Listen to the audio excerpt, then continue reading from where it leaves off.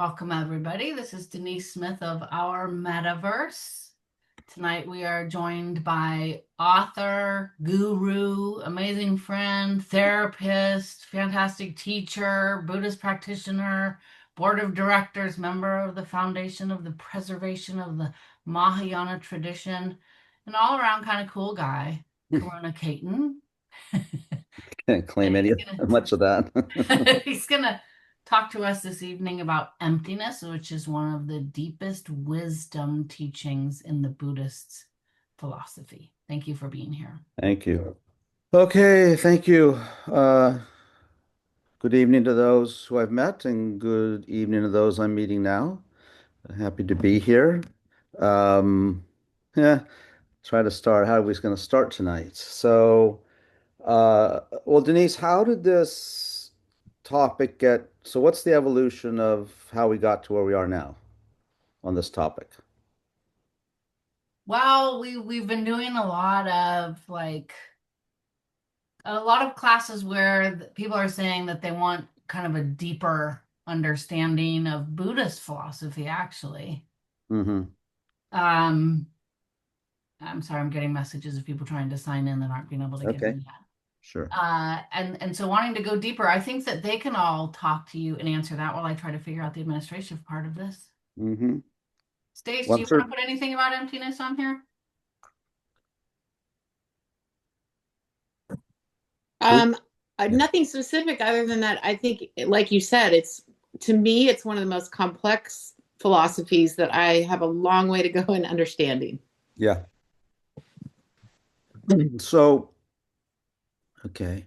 So we'll try to make it a little bit interactive, but of course our probably our purpose is also to deliver content, right? Because yeah, because it is it's the quintessential teaching of Buddhism in the sense that you you will not find this idea, this I don't know if it's a theory, any other system of thought. I mean, there are other philosophies that do allude to it, but when we're talking about an organized, I think of I'm shy to say religion. I don't like Buddhism to be overly identified as a religion, but of course it is uh, based upon the different forms it takes in different countries and different cultures, right? But when we're looking at my own teacher, Lama Thupten Yeshe, used to say, you need to teach these ideas so that your mother can understand them. And the reason he said that, he often said that what people need to understand about Buddhism in terms of presenting it is these are universal principles. So when we talk about universal principles, I think when we talk about a religion, we might be talking about something that's not so universal, but maybe culturally, in a cultural context.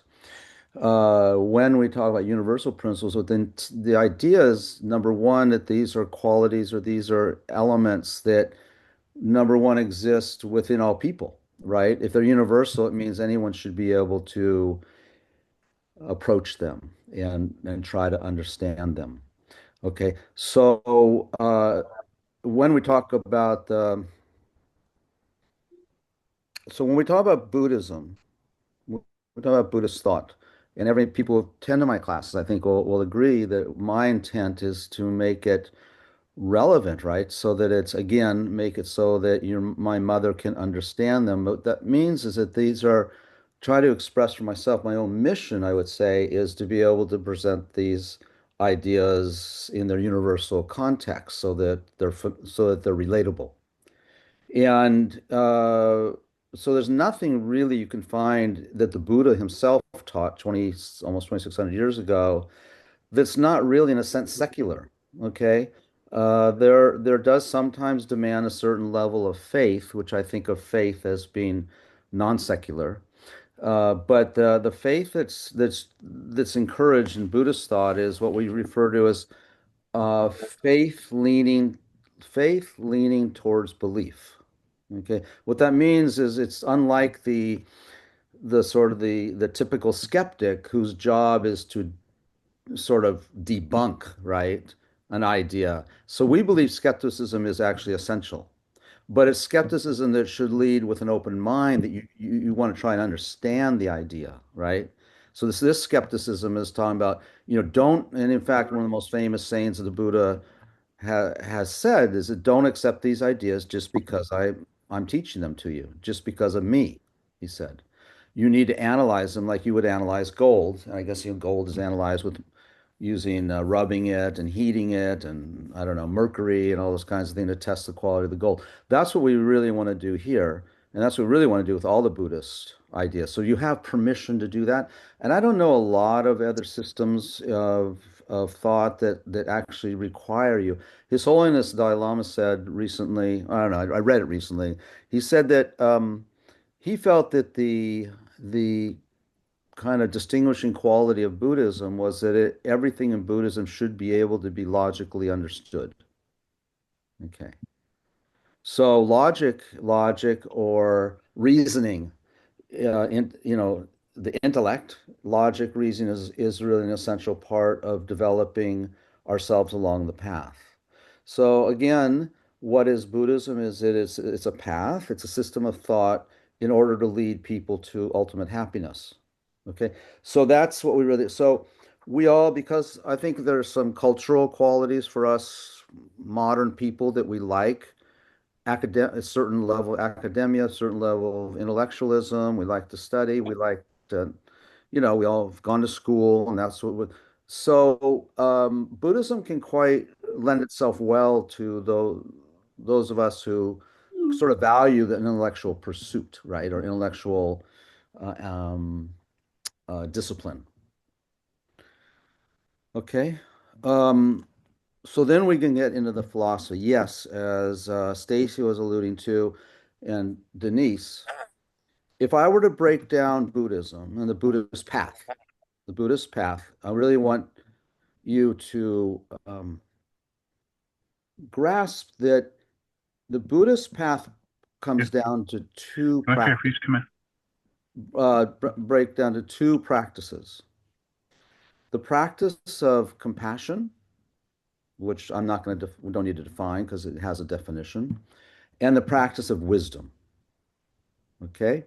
When we look at most, and again, I'm not doing a contrast, and comparison, but just in terms of spiritual paths, for the most part, the emphasis is on compassion. And in many spiritual paths, the practice of wisdom doesn't really exist at all. So what replaces wisdom in many religious traditions is faith. Okay. So, we have to have a certain level of faith just to continue our spiritual path because sometimes we need faith or confidence in our teacher who says, do this, and you don't really quite understand why, or we have faith and confidence in the masters who've taught over the millennium. There has to be a certain confidence, and that sort of confidence needs to be there in order to have that, whether you call it faith or confidence, it's not that important. We don't really believe in blind faith, but we believe in faith that's based on reasoning. Okay, some level of analysis can stand up to some level of analysis. So when I said that the Buddhist path, the Buddhist practice, the spiritual path, is one that we emphasize compassion and wisdom, and actually all the practices and all the philosophies of Buddhism break down into one of those two. And we have a saying that um, compassion without wisdom is like a bird trying to fly with one wing. And we will say the same thing. Wisdom without compassion is like a bird flying with one wing. And I have many friends and people I know that are so overly emphasized on the wisdom side because it's very intriguing. And for an intellectual and an academic, it becomes an obsession.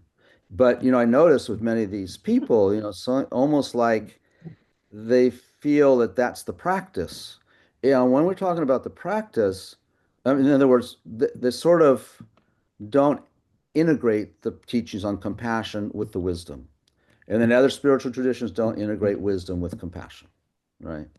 And by the way, it doesn't mean you have to. We're talking about you only have to if your goal is to attain, ultimate happiness, which we call awakening, okay, and nirvana, enlightenment. So no need to merge the two if you're merely just interested or dabbling or feel that in your life you just need to really develop your compassion side in order to be a healthier human being. That's okay. So we're not talking about only being a healthy human being. In the Buddhist practice, when I talk about ultimate happiness, in a way, I could say ultimate mental health. It really is. The two are the same thing. Okay. Um, so that being said, so yeah, so another just sort of preface or introduction here is that yeah, wisdom, the teachings on wisdom are very, very, very deep. They're not teachings that you ever hear anywhere else. So if you haven't been exposed to them in the Buddhist tradition, then you haven't heard them probably. Okay. There's tends to be a lot of discomfort, not a lot. I mean, there can be discomfort, anxiety when studying these ideas. Okay, so I want to prepare you for that. That I've been studying, continually read and study the teachings on emptiness. I've never stopped in 50 years. Okay. So it's not like that. You study it and then you go deeper and then you go deeper and you go deeper and then you try to go in this one. Um, so you don't have to feel that you're gonna get it. What I'd really like you to get is, oh, I understand what it means now, I understand the general sense of what this emptiness wisdom thing is. Okay? That's really what I want to accomplish tonight. So we can just so that you leave going, okay, I understand what the idea is now. I don't understand the whole idea by any means. Like myself, still studying. The monks in the monasteries, their whole life they study this. And then, okay. And remember that when people have been here before, I talk about three modes to learning, right? So this first thing is what we usually traditionally refer to as listening. Okay? Listening means, well, we got listening, contemplating, and then meditating. Listening is getting the information, whether you do it in a class like this or in a podcast or reading, right? That's all listening. You're getting the content. You can't meditate until you get the content. So then expose to the content, then you think about it. You might think about it for years, by the way. That we refer to as contemplation. Okay. Mulling it over, looking at it from different angles, getting a real sense intellectually what the ideas are. So that's contemplation. So we feel that now meditation, you could substitute the word experience. Okay. So meditation on any of the ideas within, we'll just say within the Buddhist context, it's probably any context. Meditation on any teaching or concept or theory after you've contemplated it and after you've listened, studied, after you've contemplated, meditation is meant to then have a direct experience of the teaching. Okay? So we are not um, it, experience, study and content absent of experience does not change a person much. This is very important. So we have to think about why we're even interested. Are we interested in changing ourselves? Are we interested in becoming better people, more compassionate? Are we interested in becoming more enlightened? Those ideas, then okay. But and you don't have to be there tonight. It's just that I'm laying out for you the Buddhist intent. But you don't have to, there are people who are Buddhists their whole lives who never meditate. That's right. But the whole point is that we are in a state of mind that's unhealthy, and the Buddhist approach is to become healthy. If you don't, Lam Yesh used to say, that's my root guru. He said, you need to taste the teachings in order to get their impact. What he meant by taste is experience. So now we go, no, we're not, this is not a meditation class, but it's very precise on how to meditate. We don't, you know, it's very, I don't know, it's very precise in its discipline, what we mean by meditation. So meditation means experience. So it means experiencing emptiness, experiencing compassion, experiencing love, and then you cultivate it. Experiencing is not enough. Then you cultivate, and the way it's cultivated is through more meditation. And there's also developing the ideas through different actions as well, of course, right? Okay. Any questions, comments? You just said experiencing is not enough, then you cultivate. Thank you, sir. Yeah, you have to cultivate because we experience, I mean, we all have experienced love, I imagine. But Here we some people have for cultivate. sure. Yeah. But then but it doesn't hang around, right? We don't become love. Or I don't, I should say. Mhm. And that's because I don't nurture and cultivate it. Or I do, but I've got a long way to go. And it is a long way to go. Things don't happen fast. Okay? I mean, things that last don't happen fast. So we have to be very, very cautious in these days, especially. There's a lot of snake oil sold out there, and it's getting worse. And people will eventually get frustrated and tired and probably despondent because they didn't change or they didn't change in the right way. There's no easy way to change. It takes time, it takes work. Then it lasts. And I And there's all found it kinds of takes instant. What's motivation. that? It takes Sorry? motivation. Well, it takes more than motivation. It takes motivation's number one. I'm motivated, but I don't do anything. Hmm. Okay. Yes. Okay. How about we share? Everyone loves to share. Island on. Well, not everyone, actually.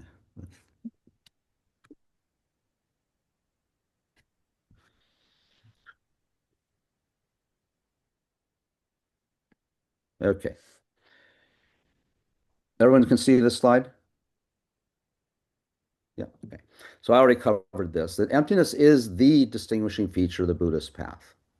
It's one of them, but the reason it's the distinguishing feature is because we could say that maybe the distinguishing feature of the Buddhist path is enlightenment, the ultimate goal. But there's no enlightenment without the understanding of emptiness and the meditation and the experience of emptiness. Okay.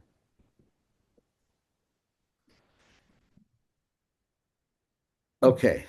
Um, I think many of you maybe have not, well, I don't know how many have not heard maybe these teachings before. I'm really feel very honored to present it tonight for those who have and those who haven't heard it before. But so I have to cover so there's certain things one thing I want to say, and this is maybe uh, germane to um, like Denise and maybe other people who have been around. We have to start to discipline ourselves by not, I mean, we're going to keep saying the word emptiness, but that's a misnomer, actually. It's it's it's it's it is the word translated from Sanskrit and Tibetan. Um, but it doesn't mean what it sounds like in the English language. Okay. So I want to set that up right away so that we have to define our terms, don't we? We always have to define our terms, and that's a very, very committed rigor within Buddhist thought. You have to define your terms, even the term love. We have to define it so we can talk about it. How do we know we're talking about the same thing when we're talking about love or compassion or wisdom? So the essential thing is we have to be much more rigorous than we're pretty sloppy, us Westerners or Americans. I don't know what to say, but when I say Westerners, I really mean modern people. We're pretty sloppy, and we're getting sloppier because of things like the internet and all the um, infinite amount of information out there. Okay, so it's not emptiness, it's not voidness, it's not space. When we talk about emptiness, we're not talking about the word, we're not talking about like the idea of an empty cup, an empty room. Okay? We're not talking about void. Often the way they use the word voidness. Voidness is, it makes you kind of dizzy when you start thinking about it. It's not voidness either. I'll explain what it is in terms of it's not space. I'm reading a lot of things, modern explanations of emptiness, and they just use it interchangeably with the word space. Totally wrong. Don't do it. Okay? No one ever is going to do that again, are they? So here's the definition. So again, I'll try to go as slow as possible. And also you're welcome to interrupt me because it's complex, because it's new and it's so profound that it's not like love. We could talk about love and it could be complex, but we all have talked about love our whole life, right? So we have something there. The thing about emptiness, we don't talk about it. It's not taught in school. It's not talked around the water cooler. It's not talked about anywhere really, except in the context of the Buddhist thought. There are some philosophers, Wittgenstein and people like that, who did sort of touch upon it. So, but most of us don't read philosophy, right? Or study philosophy. What emptiness is, and I know these are words. Okay, I'll define them for you. But emptiness, really, what we need to say is emptiness is the lack of any inherent or true existence. Okay. Inherent, new word, or true existence. Inherent means in that object, inherently there is something there. Okay? So in that cup, somewhere there's a cup, right? That's what inherent means. Okay? And everything that we see, everything that we think, everything we believe about ourselves, we see it as inherently existing. In other words, it exists there. There's something. There is a cup. You can't convince me there's not a cup there. You can't convince me there's not a screen in front of you, a lamp, a chair, a desk. There is, right? Okay, that's what inherent. I'll go into this more, don't worry. So when we talk about emptiness, my other root teacher, Lama Zopa Rinpoche, he used to always say, because it is commonly said, lack of inherent emptiness, emptiness of the self, emptiness of the world, emptiness of the cup. But Rinpoche would always correct us. He's one of the few that I heard him say it this often. He says, not accurate to say the emptiness of the cup or the emptiness of your identity. You have to say the emptiness of the identity's inherent existence. Because if you just say empty, then it sounds like nihilism. It sounds like there's nothing there, right? And why Buddhism is referred to, one of the reasons it's referred to as the middle way is because it's the middle way between nihilism or nothing existing and the other extreme of everything exists. So what we're saying, it's not that everything exists. I'll get into that more in detail later. It's not that it exists, but then you go, oh, so the book doesn't exist, right? Oh, so, my child's struggles at schools don't exist. That is wrong. They don't exist inherently. I'll get into it more, just so we're clear on, what I'm trying to say. They don't exist inherently, truly. Inherently, truly, synonyms. Okay? They don't exist inherently, truly. Trump is not inherently a madman. Okay? Hope I don't offend anybody here. Trump is not inherently bad. Okay? His badness is empty of inherent existence. When I watch the news and when I read the news and when I think about Trump, or whoever, I hope I don't offend anybody, but he's kind of easy to use an example, that I watch and I get disgusted, I get angry, I get frustrated. Why? Because way that he is appearing, I believe, he exists that way. And if he existed inherently, yes, he would exist that way. Does it make sense? I don't know if it makes sense, but that's what I'm trying to say. So when we say if something existed inherently, or in other ways, let me put it differently. When I look at the world, I look at all the things that I'm experiencing, each instant, okay, I see everything, including my own identity, self. When I say something like, I'm feeling tired, okay, that I. Okay, so uh, everything we see right now, it appears to us as existing from its own side over there, doesn't it? That's how we've been seeing things all of our existence, by the way. There's never been a time when we saw things as empty of that. We haven't experienced emptiness, by the way.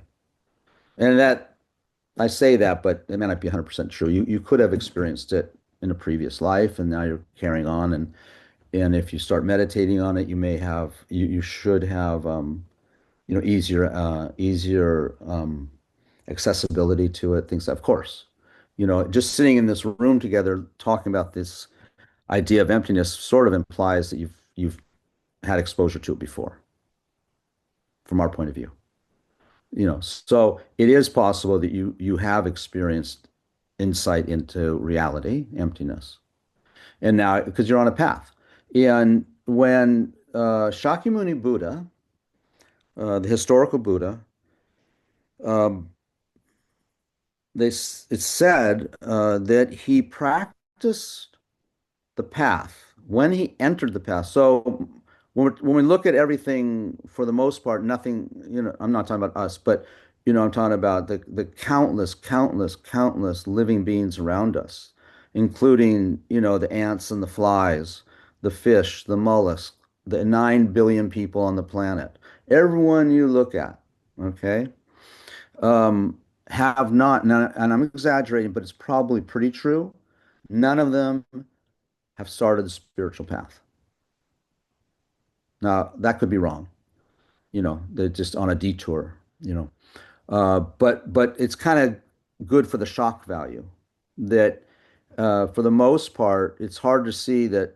Yeah. So for the most part, most living beings are in the animal realm, right? Insects, birds, fish, worms, all that kind of stuff. And there's other realms too.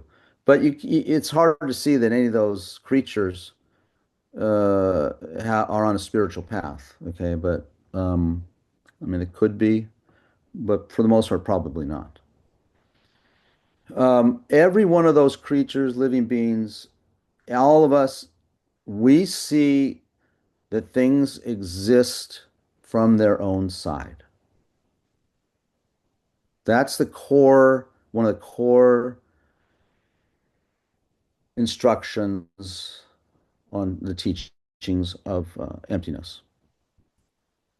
I'm going to jump ahead and I'm going to come back because I just realized that there's maybe a better sequence here.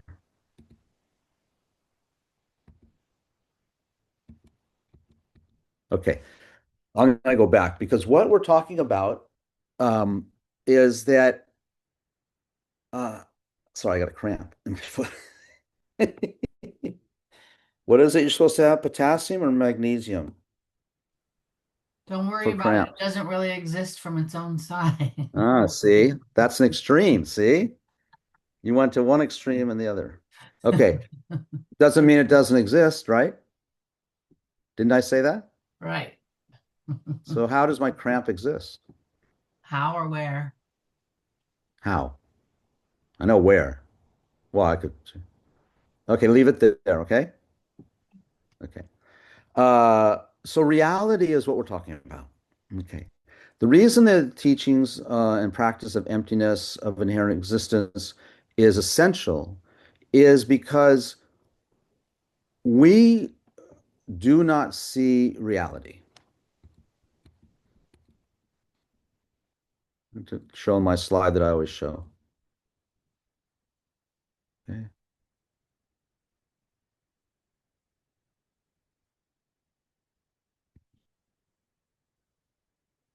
Oops, I didn't put all the whole thing there. Okay. What we see, oh, I'm sorry. I thought I had this.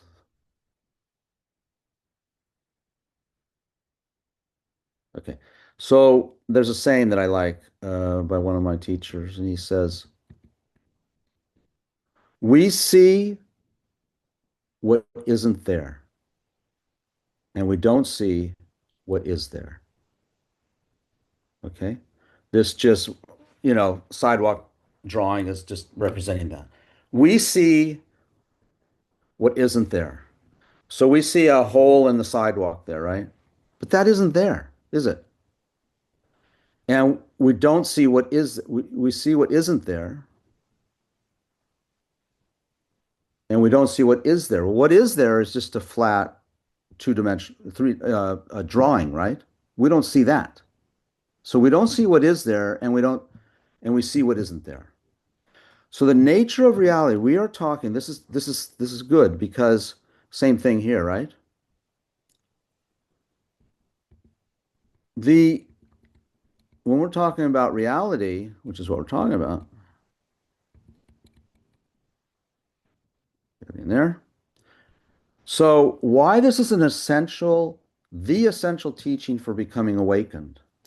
Becoming awakened means becoming awakened to what exists.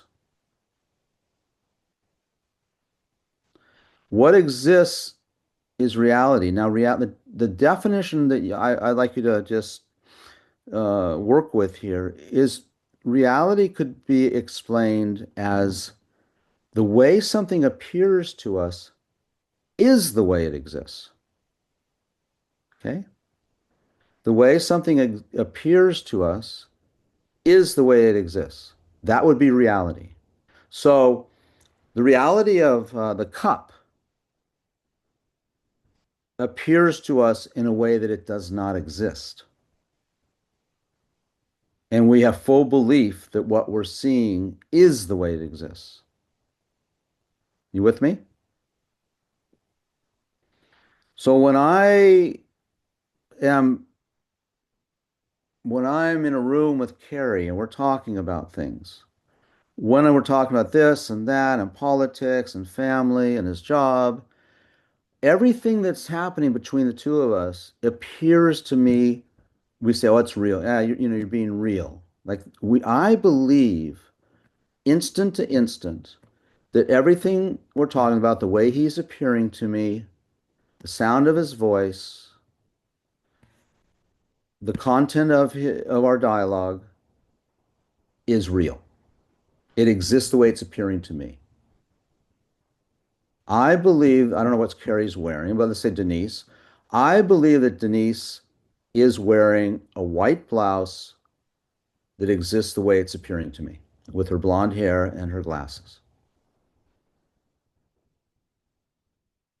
I believe that all the time and every instant. Now, I have a question for you guys.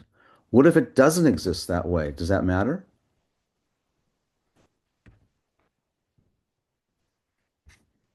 Everyone's quiet.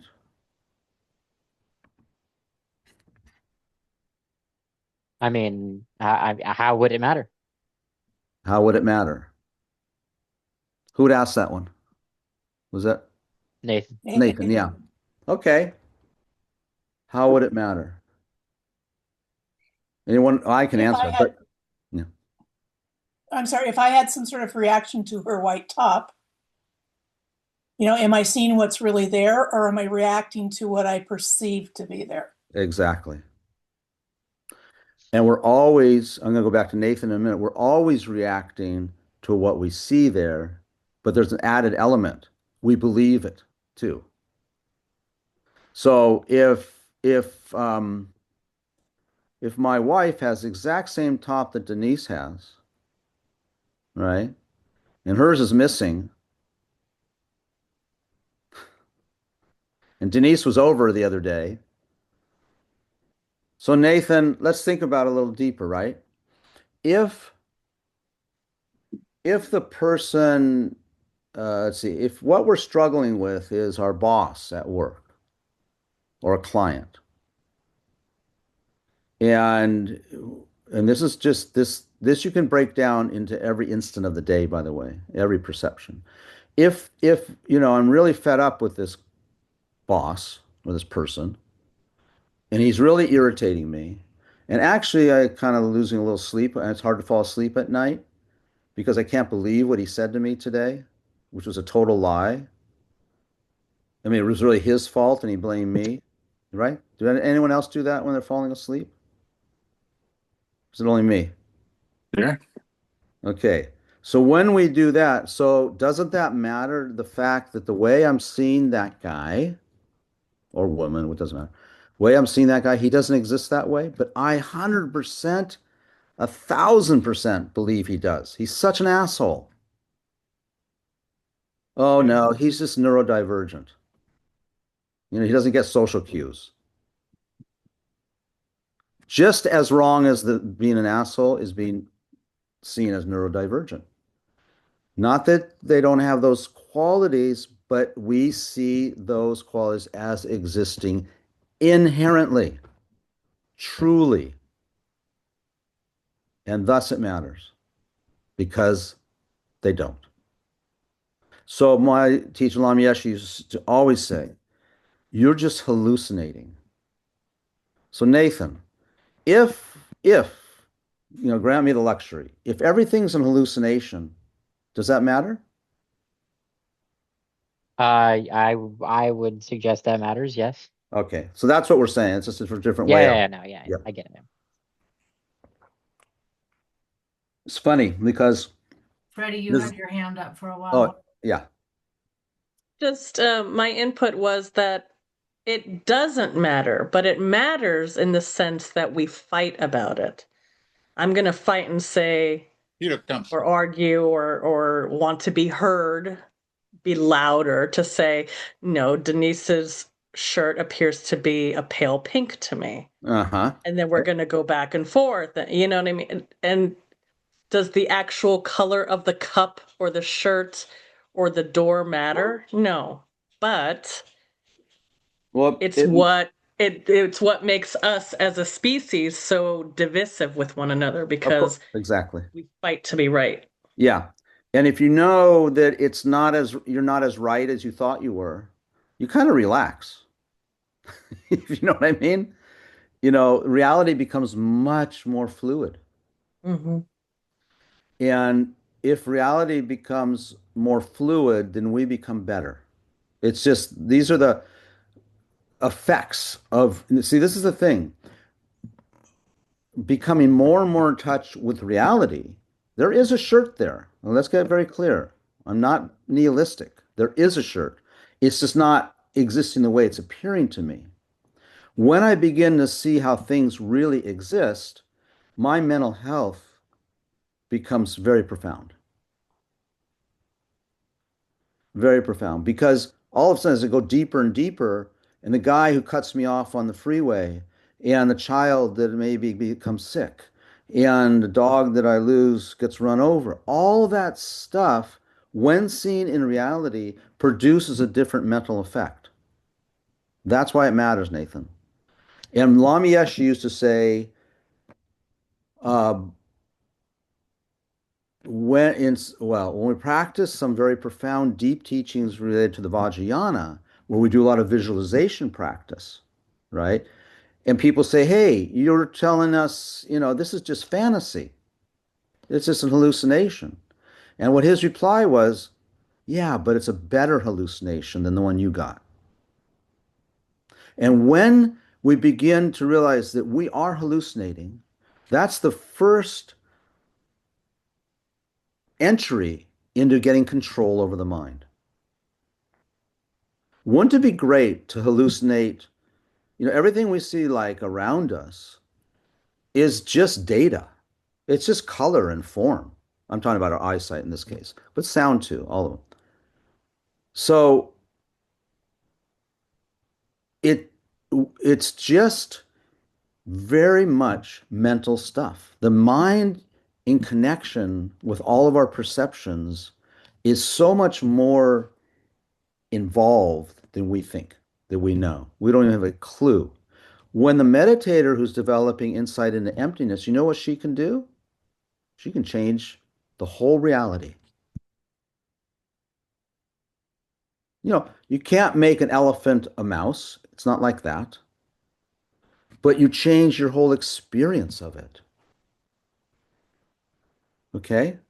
There's another thing, which is not a subject of this class, but I know that many of us have talked about the idea of mental imprints, karma. Okay? And so when I relate to Denise's blouse, and I think she ripped it off, right? All of that mental experience leaves imprints on my consciousness. Those are the habits. Those are the neural pathways. Those are the uh, you know, shoot, what's the word I'm looking for? Denise, somebody. Anyway, those are just all the neural pathway experiences that create my reality in the future as well, right? Because I'm going to react, because those become my habits.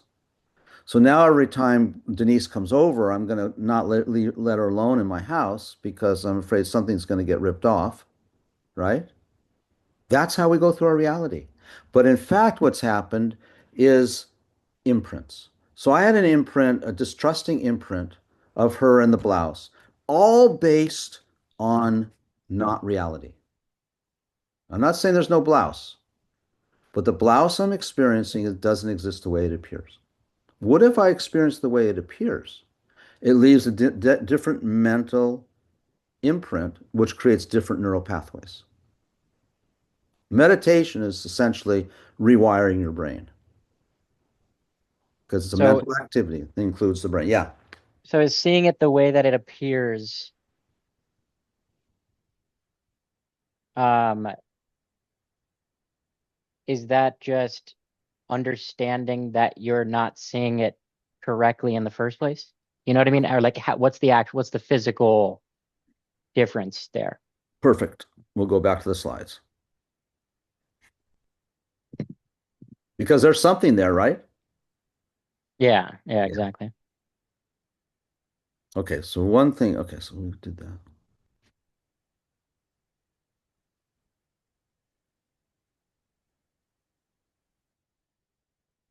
Come on. Okay, so first of all, let's, agree on our terms for a moment, that reality is something that appears to us in the way that it actually exists. Okay? Um, yeah. Reality is things will appear to us when we see them truly, dependently, interdependently, you could say. Okay? Now, the way they appear to us is they always appear as independent, something over there.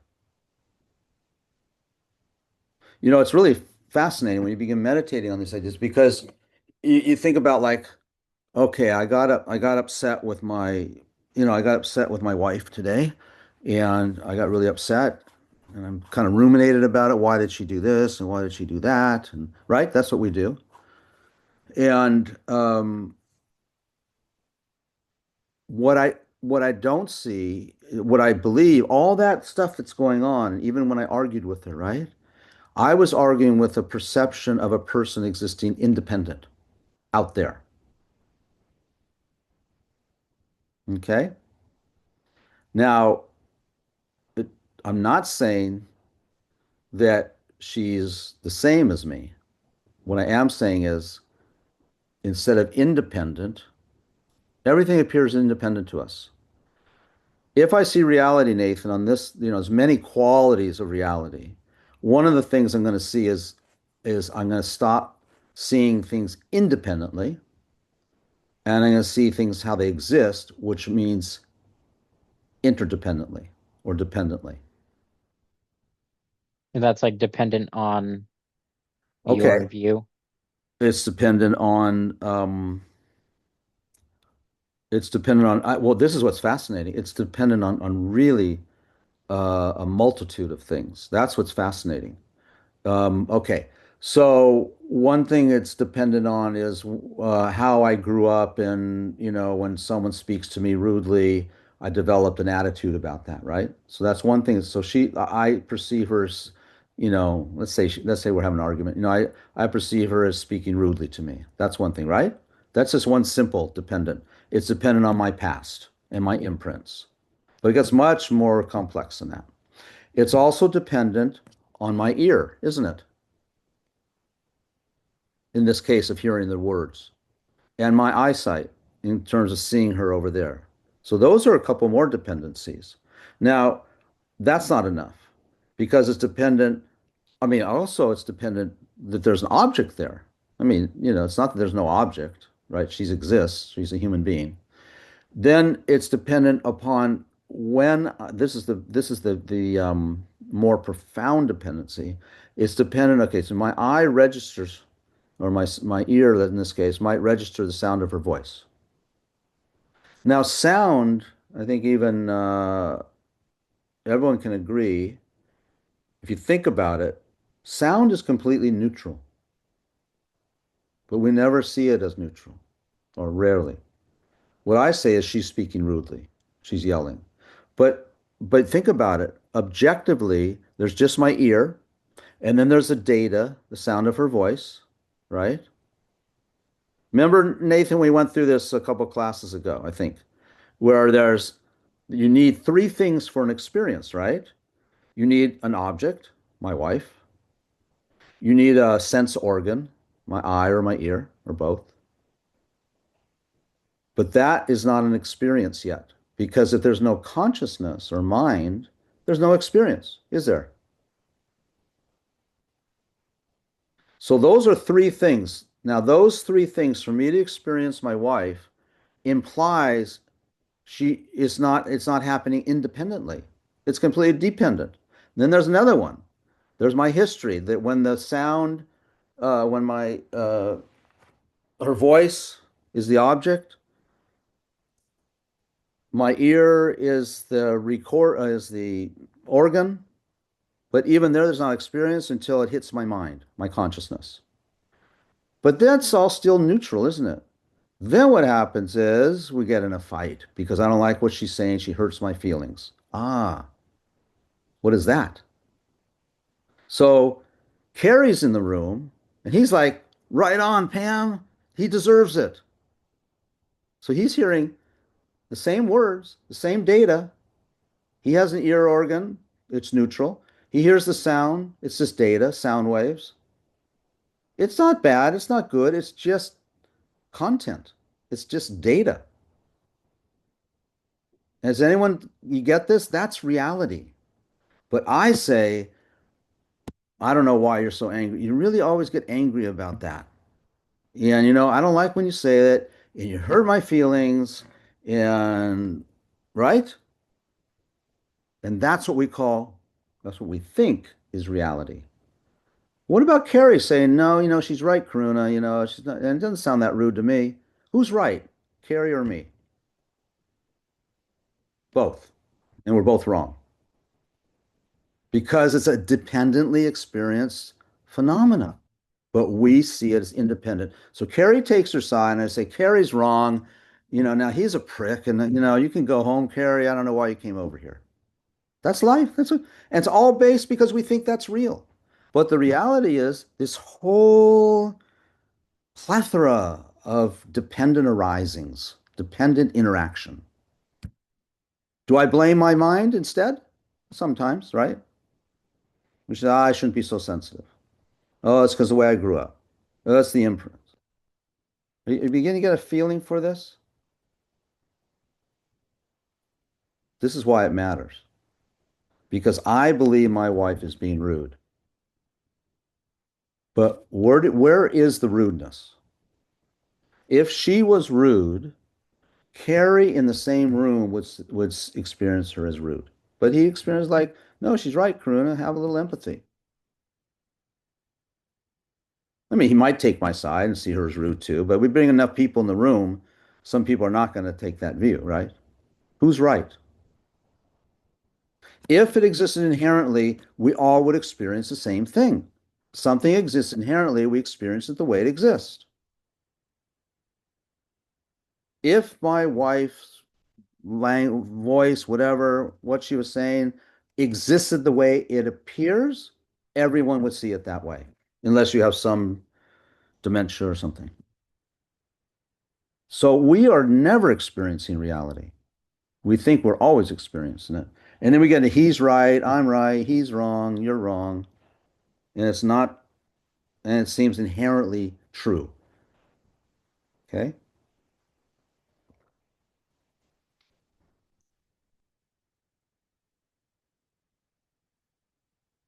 Another part that we mess up on is everything appears to us as monolithic. What I mean by that, as if things don't have parts. Now, if things have parts, if you really think about it, I don't know, this might be too subtle.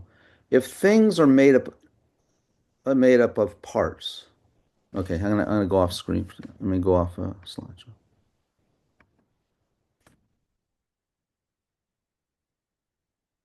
So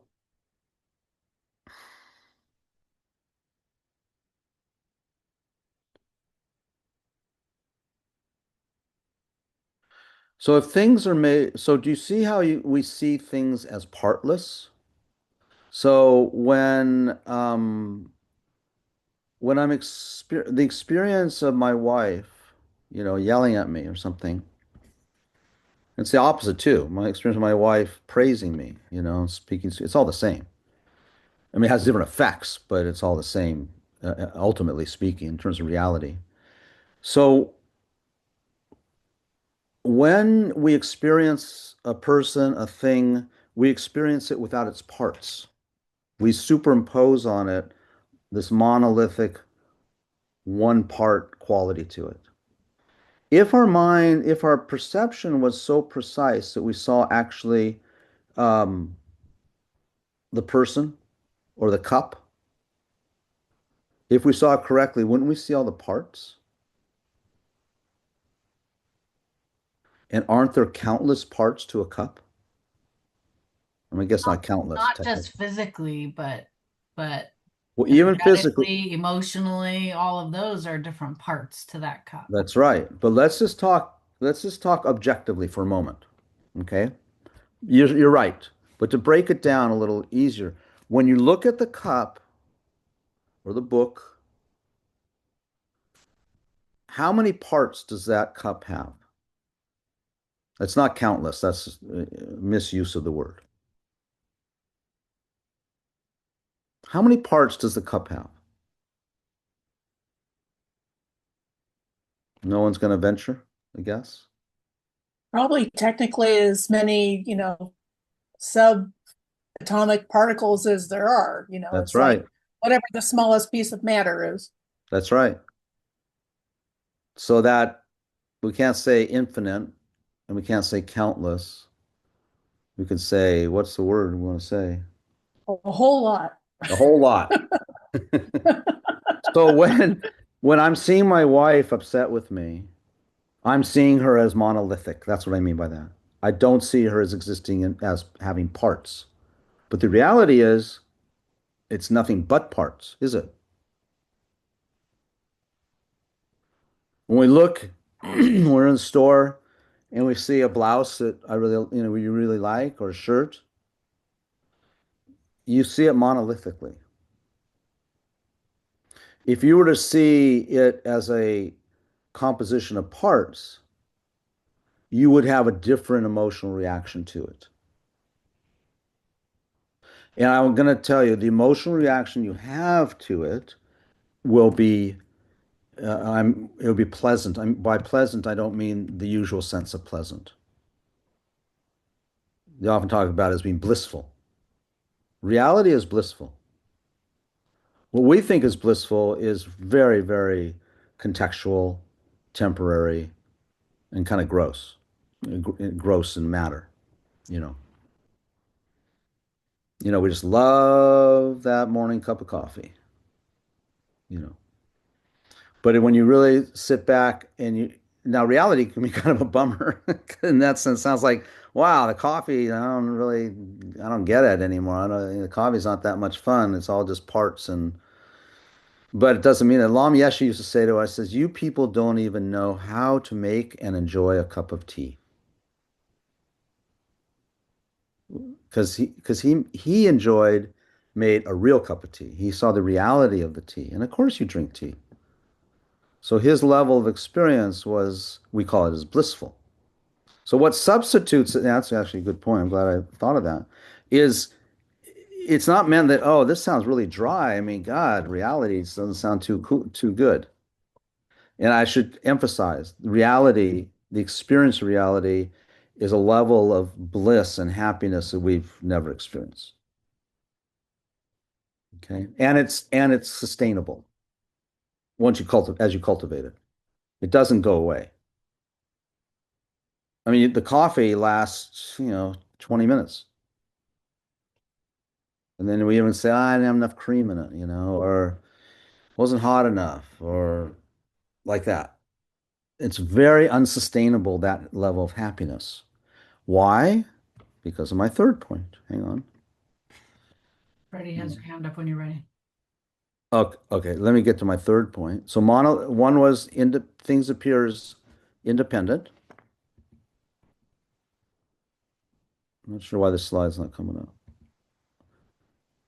And then the other is that they appear as monolithic, without parts. That means without parts. I don't know how else to say that. And the third one is they possess parts. The third one is I'm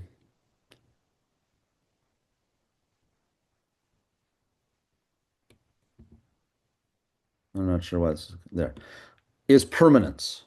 So that's the third way that things appear to us. Permanent here, the definition of permanent, we have definitions for everything, is not changing moment to moment.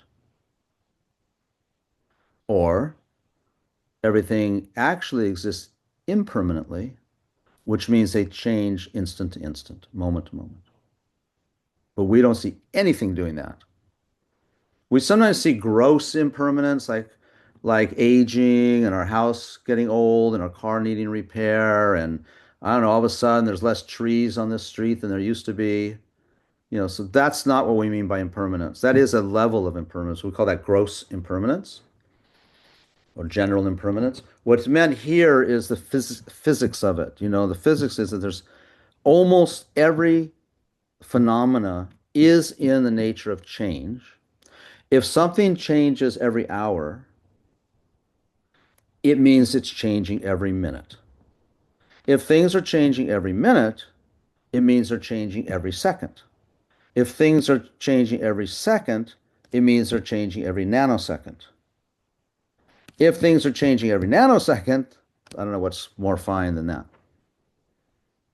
Because you can't change hour to hour without things changing now, can you? I mean, I'm talking about physics. I'm talking about phenomena. It just in terms of objects.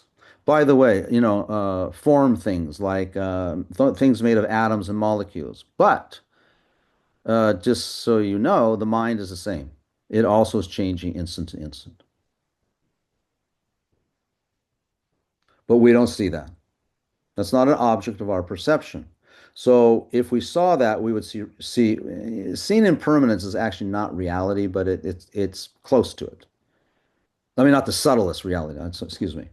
It is reality, but not the most subtle quality of reality. So moment to moment. So what if when your partner or child or whatever friend is yelling at you, if we don't experience impermanence there, we experience permanence. Of course, intellectually, you can say, yeah, I know, there's change. I'm not talking about that. I'm talking about perception. So the perception of impermanence is like when you have that perception, there's someone yelling at you and you cannot find where their yelling even exists. Because the moment it's coming out of the mouth, it's gone. That's the reality. But that's not what we do because we see permanence, we see fixedness. Okay. And I'm not talking about, oh, yeah, I know that when she was yelling at me, she's changing and now she's in a good mood. Okay. I get that. That's not what we're talking about. We're talking at the very fundamental, uh, fundamental level of change. You know, when she's yelling, the atoms, the sound waves are made up of atoms that are in the nature of movement. Her body changing, her mouth is speaking. All of that is in the nature of change, but we don't see it. If we did see it, if we did experience it, and we can, meditators do, what would it be like when your partner, friend, whatever is yelling at you? What part are you going to grab onto as being a problem? So much less. Yeah. And then you add to that, externally, there's that, in my case, she's changing, right? I can't even find where the anger is. I can't even find that. Now, add to that the fact that you are also in the nature of change as you're experiencing, the argument. And you say, oh, you hurt my feelings. Oh, but wait, that's moving. What do you mean you hurt your feelings? Where are the feelings? They're already gone. So what's the problem here? Anyone know? What's the problem? Why don't we do that? Attachment. Yep.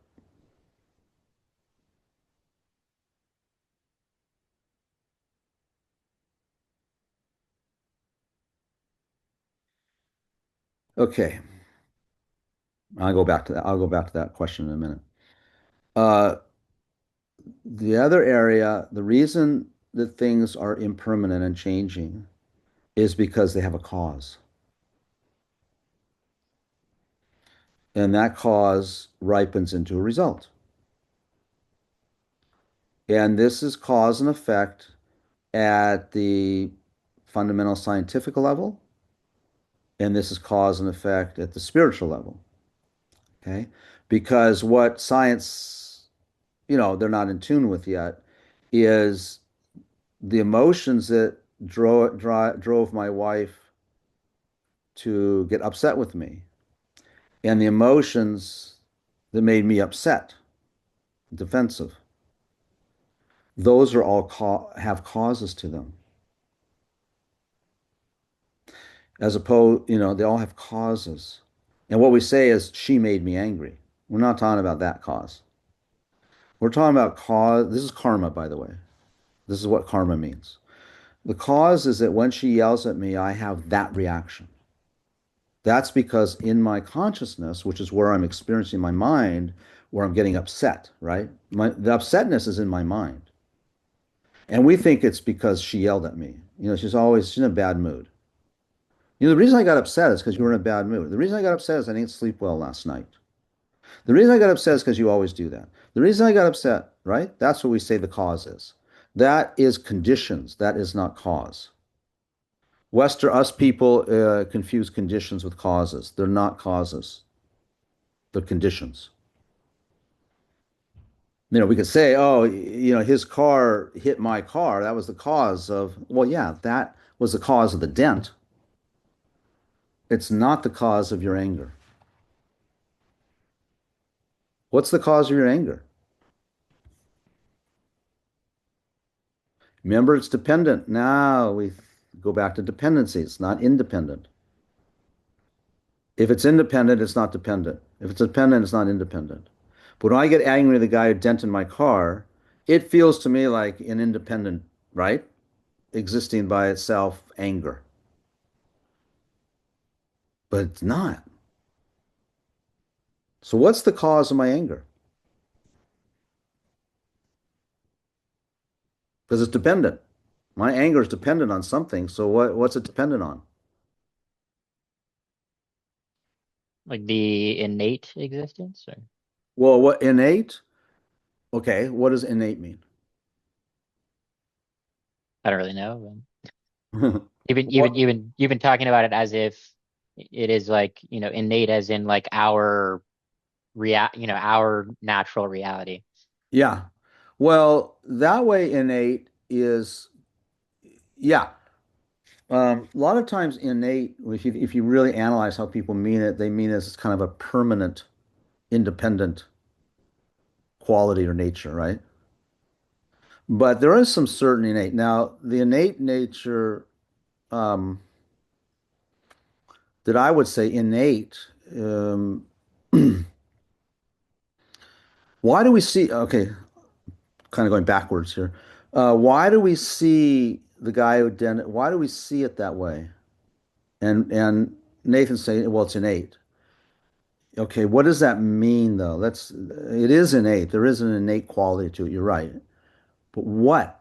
What does that mean, innate? What that means everyone has it, right? Everyone's born with it. Innate, I think, kind of means like that, right? It's part of our nature, correct? So that innate quality, we'll call it, yes. So we can go. I'm going to jump now.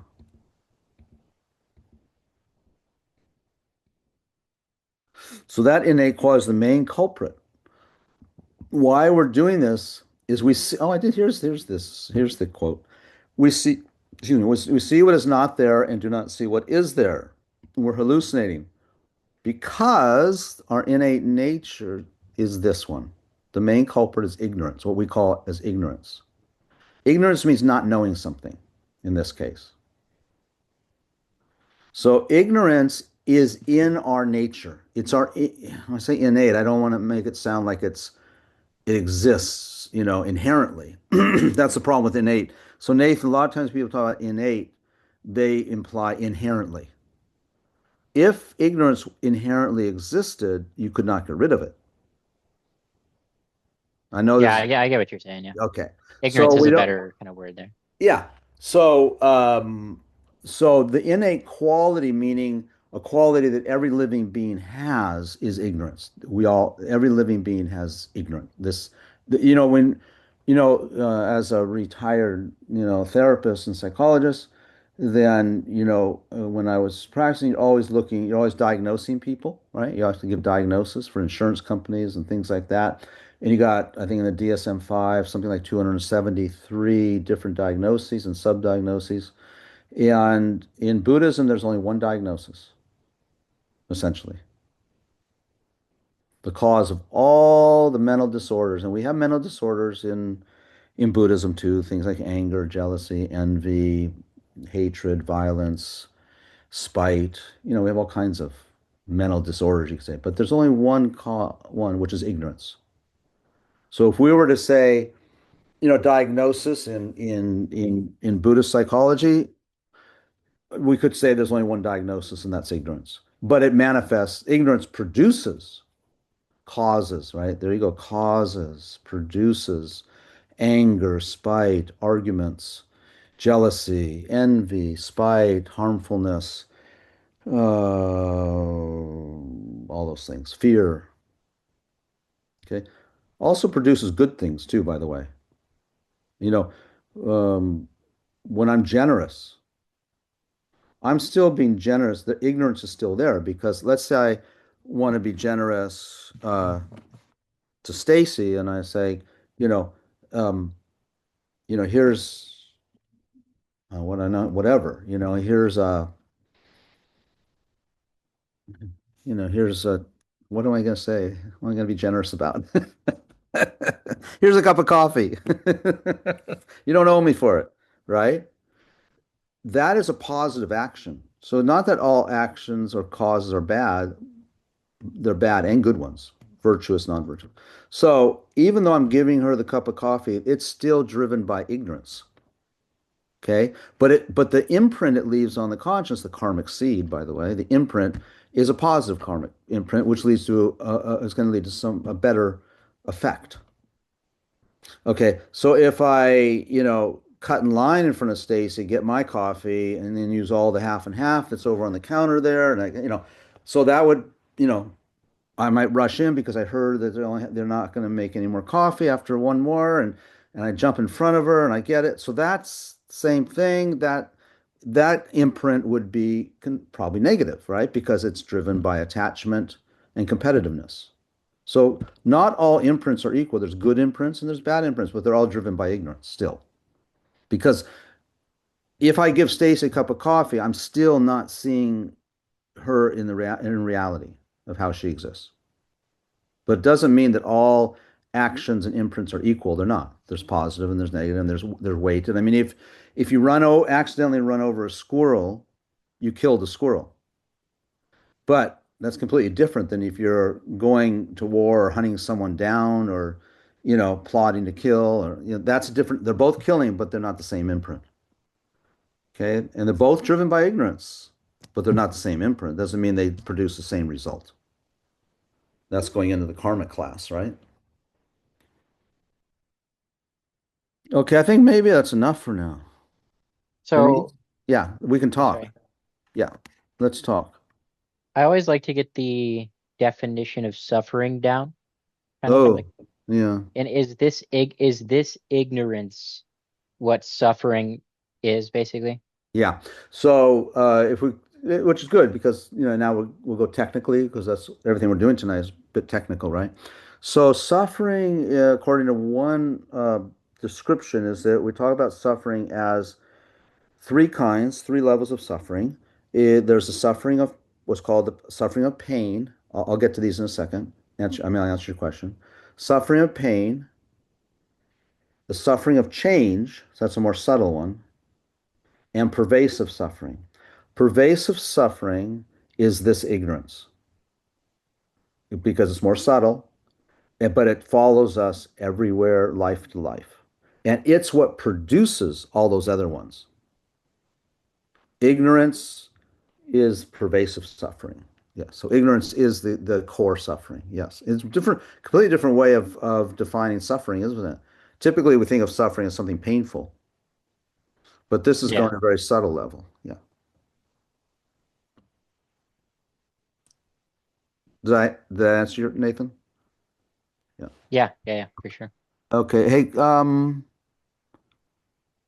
all wondering why dinner is late today.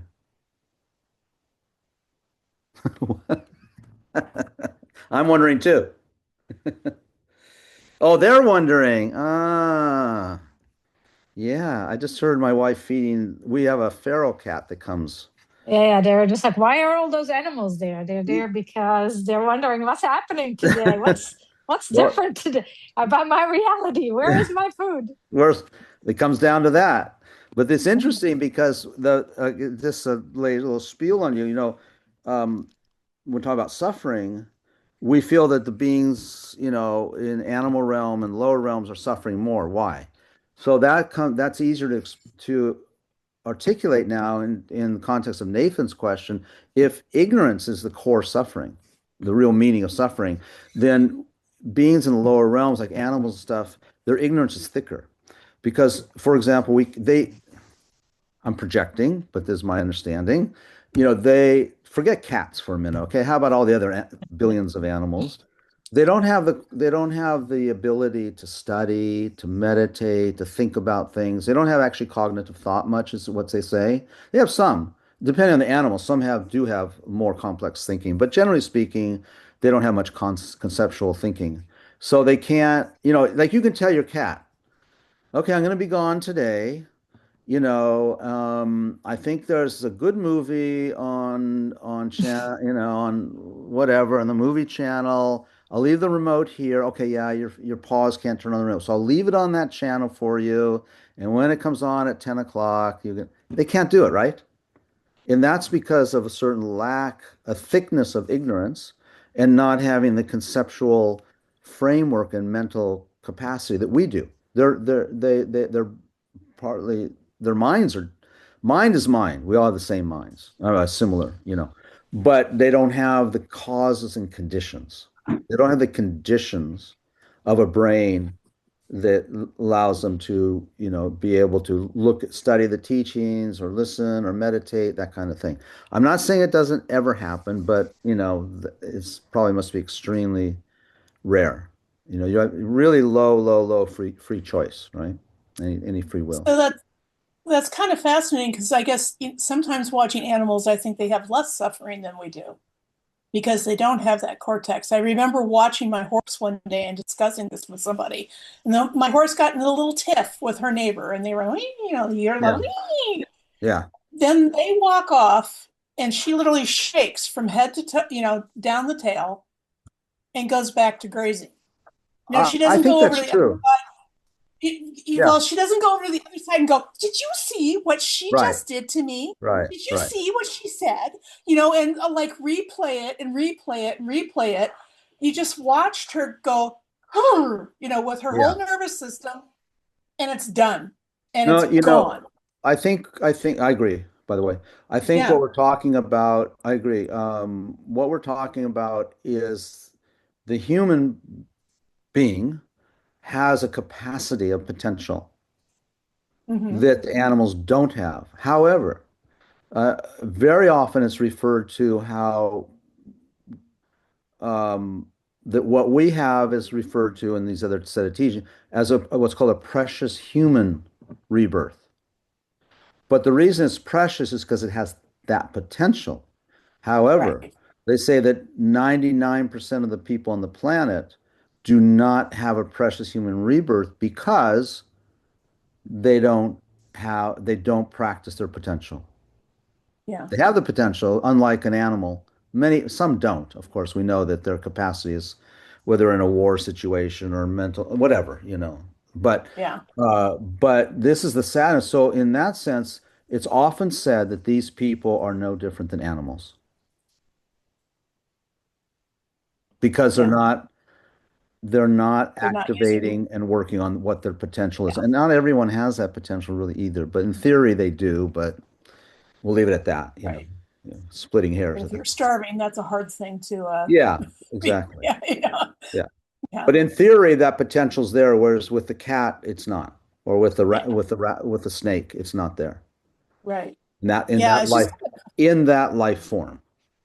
yeah. They have it. It's They just have it. They have it ultimately. Yes, they do have it.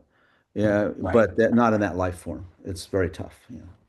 It's just yeah, it's kind of interesting. I mean, I agree with you that they don't have that same potential. The other kind of like, ironic thing about that is I've learned so much about being present, letting things go, all that Yeah. stuff just by watching animals sometimes. And It's it's true. just like, my cat is completely present. And when Yeah. he decides to leave, he leaves. Yeah. It's just like I'm like, okay, I can learn something from this, That's why and in reference to Nathan's question, to kind of when we talk about suffering now, it's a little bit it changes our perspective because when we talk about suffering is ignorance is the ultimate suffering or the deepest suffering, you know. And that's hard to understand until you start thinking about these ideas. And also, it doesn't have much it really doesn't have much weight if you don't believe in reincarnation. yeah, and I do. So it's Yeah. yeah. Yeah. So when you start that's why, animals in some ways, yes, in their present form, they probably suffer less than we do. Many, you know. Yeah. But we're talking about pervasive suffering means not just this life, but the whole thing. Correct. The Correct. whole Yeah. Yeah, no, I think it's just it's like that being and I don't know if this is too much for now, and if it is, you can say, but I was going to ask you to this idea of emptiness, how is it included or part of that whole accepting impermanence, that everything is impermanent?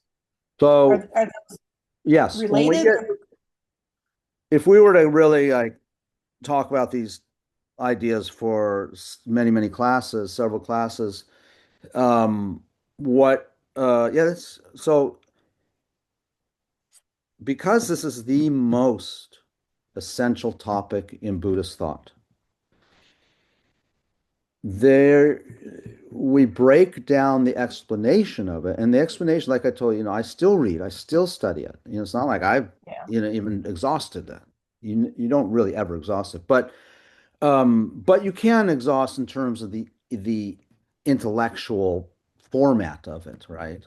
And so now we're talking, what we talked about tonight is the nature of reality.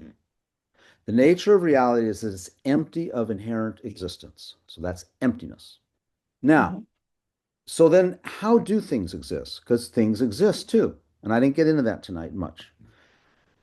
What has developed over 2,600 years are four schools of thought, four schools of tenets, they're referred to as.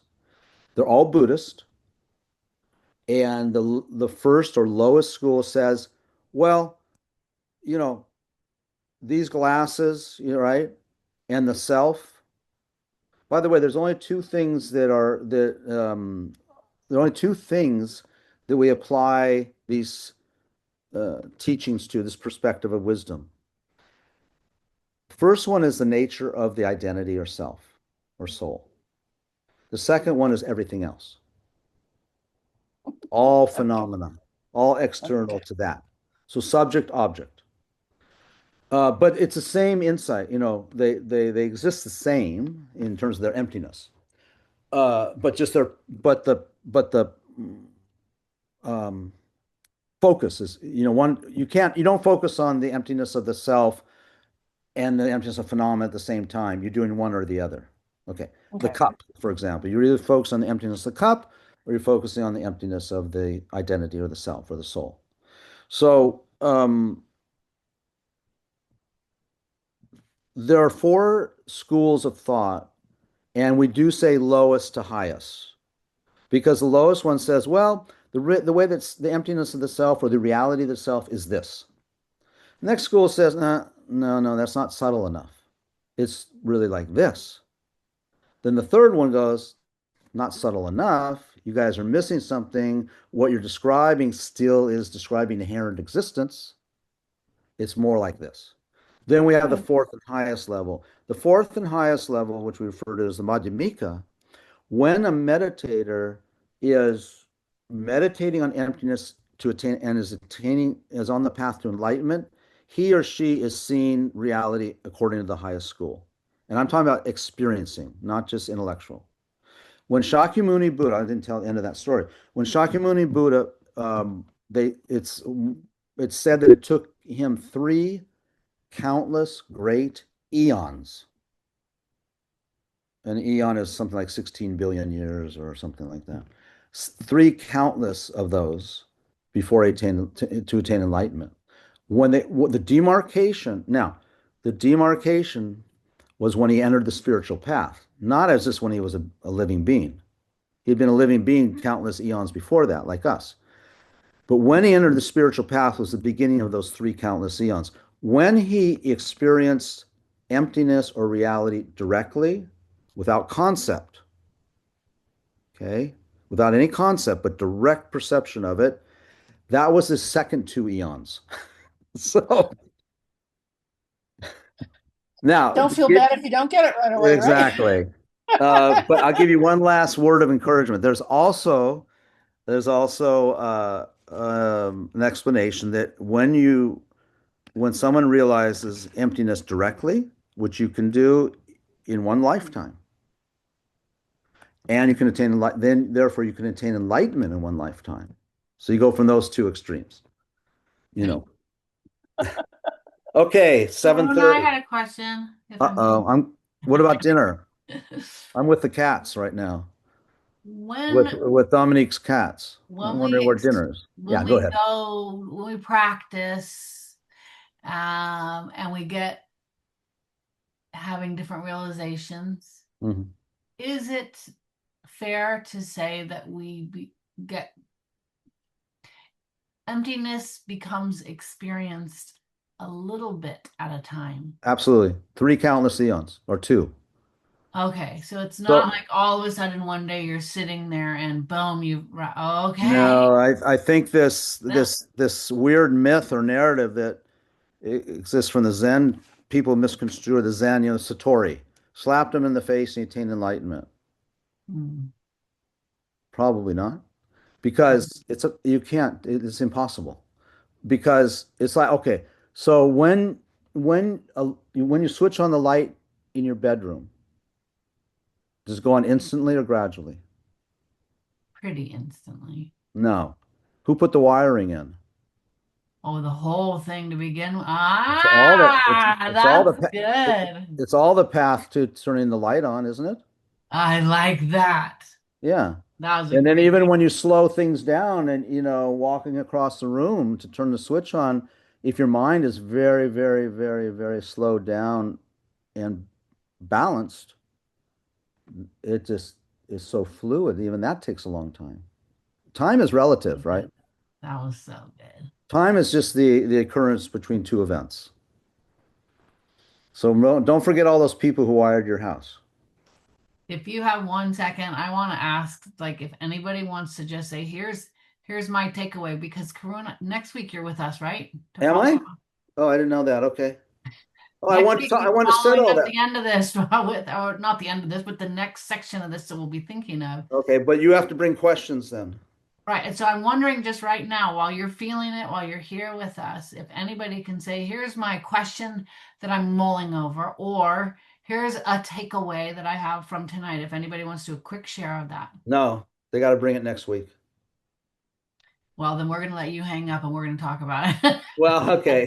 But I really would appreciate if you do, I like, Denise, I like the interaction. I like questions. So if you can do that, and if you don't have them, that's fine. But isn't it more stimulating when I mean, we do have to have a foundation, of course, and that's what I'm trying to present. Okay. Okay, I'm gonna go. Okay, thank you. Thank you guys. See you next week.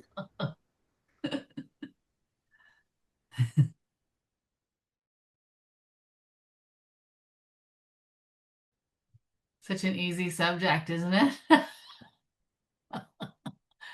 Oh yeah. What, you want me to have a question about this now, Denise? Geez Louise.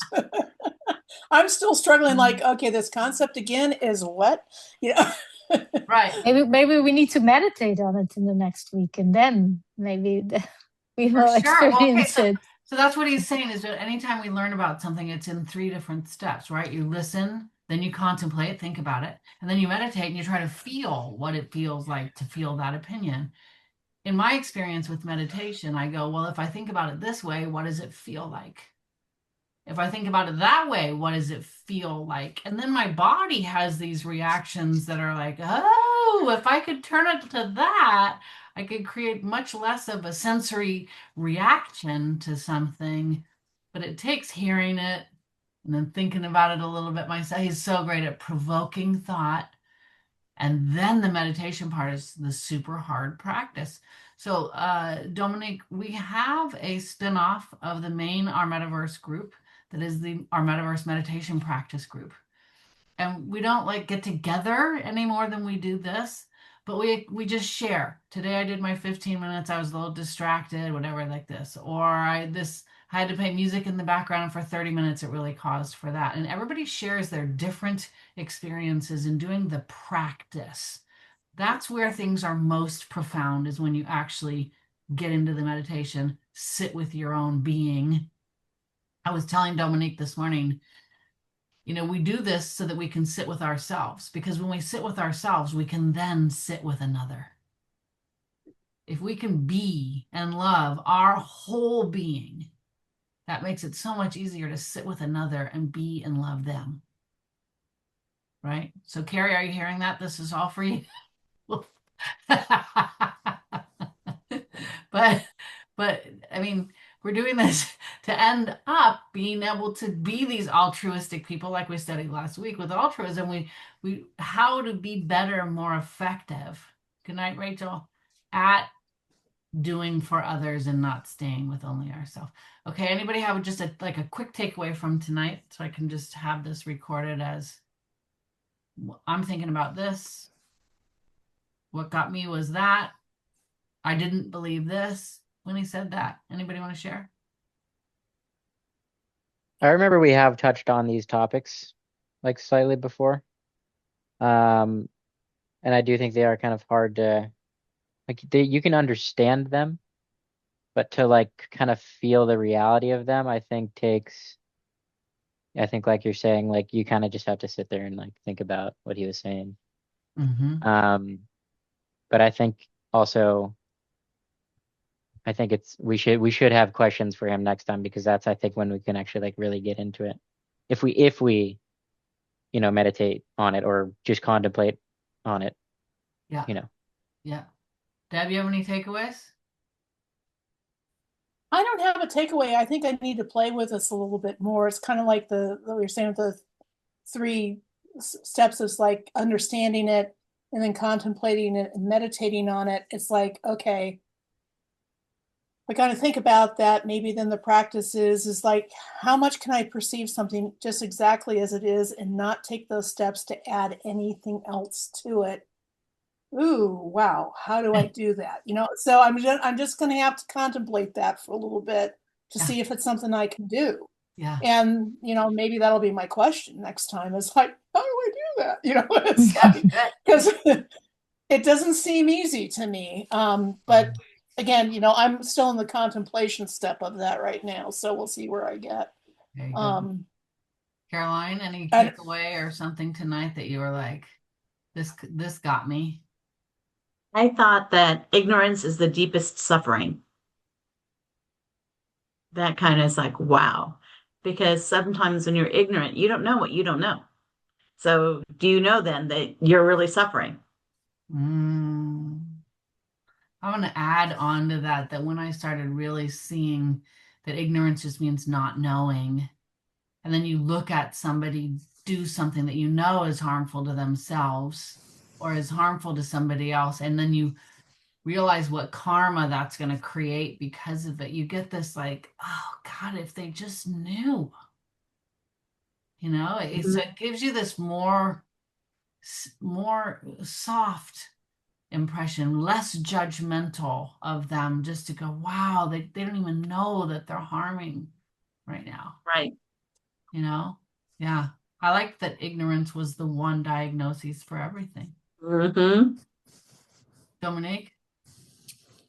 I don't know, I guess I had a visualization with when he was talking about reality, that we're perceiving things as if they're one thing, but they're really many. And he took it to the particles, right? Like everything's made up of particles. But what I saw, because I was listening to a story about the wife as the example, right? And the wife getting angry.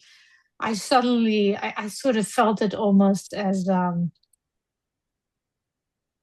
how to describe the visualization, but if there were many realities or like many layers or maybe this idea of many channels and you can switch the channels, right? If things aren't just one thing, then it also means that you can decide to switch channels. And, none of these are real anyway, but, this idea of, you just pick then the hallucination, that's the nicest one, right? And that's causing the bliss. So I think that idea is like, if everything is a hallucination anyway, you might as well sort of browse through all these hallucinations that come at you at the same time and just pick the one that's the most, I don't know, like that causes, I guess, bliss or happiness. Anyway, I had sort of a visualization. It's like, wow, I'm looking at something and it really is many different things. And if I could just learn to now choose the whatever. That's great. Something like that. I don't know. That's great. I'm going to give you guys really quickly just topics to see if they just trigger you for a couple minutes here. You talked about universal context so that they're all relatable. My understanding universal doesn't matter age, sex, culture, anything. When a concept is a concept that's universal, it applies to everyone equally. Everything in Buddhism should be able to be logically understood, was what His Holiness said. All philosophies of Buddhism stem from either wisdom or compassion, and that wisdom and compassion are considered the two wings of a bird, that you can't fly effectively without both. Nirvana is also known as enlightenment, is also known as awakening, is also known as liberation. The word, pick your favorite, right? Do the one that works for you. I wrote down, there's no linear path, but there's a deeper one. I wrote this because people within our metaverse are saying, how do we know we're growing? How do we know we went from step A to step B to step D? And there is no linear path because of all these different channels in every situation. So we find ourselves maybe being more patient. Okay, That's somewhere along that path. Or we find something where we understand it more deeply, meaning we feel the understanding of, what if that other person that just did that thing was just ignorant and just didn't know? That is also learning, but it's not on this check mark, I'm on step 3 path, right? We want to know, have I passed into the next level or not? We get to be our own judge on that. Meditating is done to have a direct experience.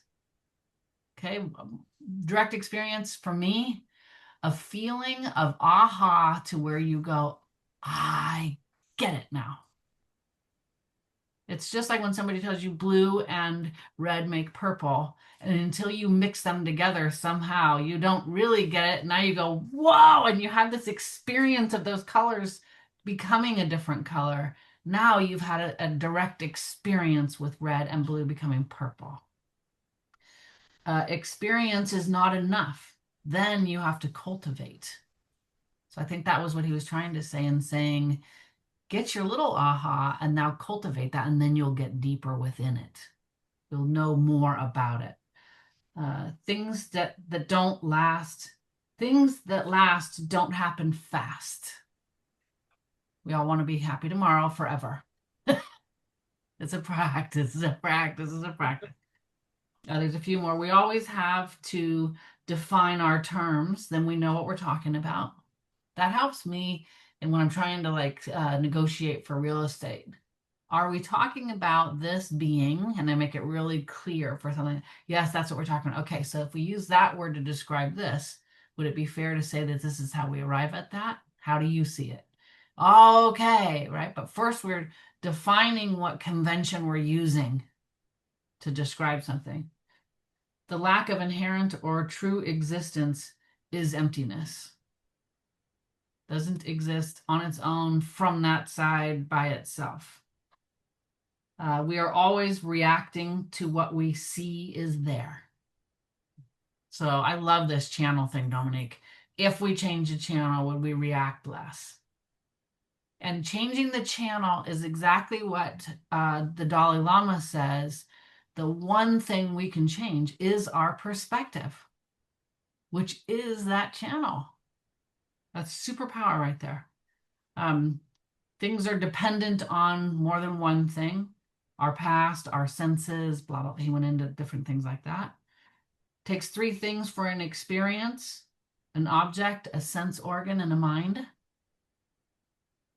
Then we get the full experience of something. We see things as independent, monolithic, and permanent. So that's what we're trying to say. What if it was impermanent? What if this had a little bit of more parts to it? What if it was dependent on my point of view? We try to consider that. Most things appear as causeless. It just is. What's the cause of my anger? Same as the cause for everything else, ignorance. And then 3 types of suffering: suffering of pain, suffering of change, and all-pervasive suffering. And then I thought it was very important in my practice. I think it's very important to remember that we either study the nature of the self or the nature of phenomenon, but we don't study them simultaneously, he was saying, because it's a subject-object relationship. So that was my quick notes from this. I do want to put out there, our classes are all done by free, but we do donate to our teachers when they come to our class. So if you want to donate any amount that you wish, our Venmo is om.donate@gmail.com. And our Zelle is ourmetaverse@gmail.com. And I hope to see you guys next week when it follows up this subject. Thank you for being here. May the merit that we've earned by coming together with this beautiful intention to learn and expand, and even into the way that we see reality, may the merit that we got from coming together with that beautiful endeavor go immediately to everyone who's suffering, so that all suffering may end immediately, and may all wars end immediately. Thanks so much, everybody, for being here.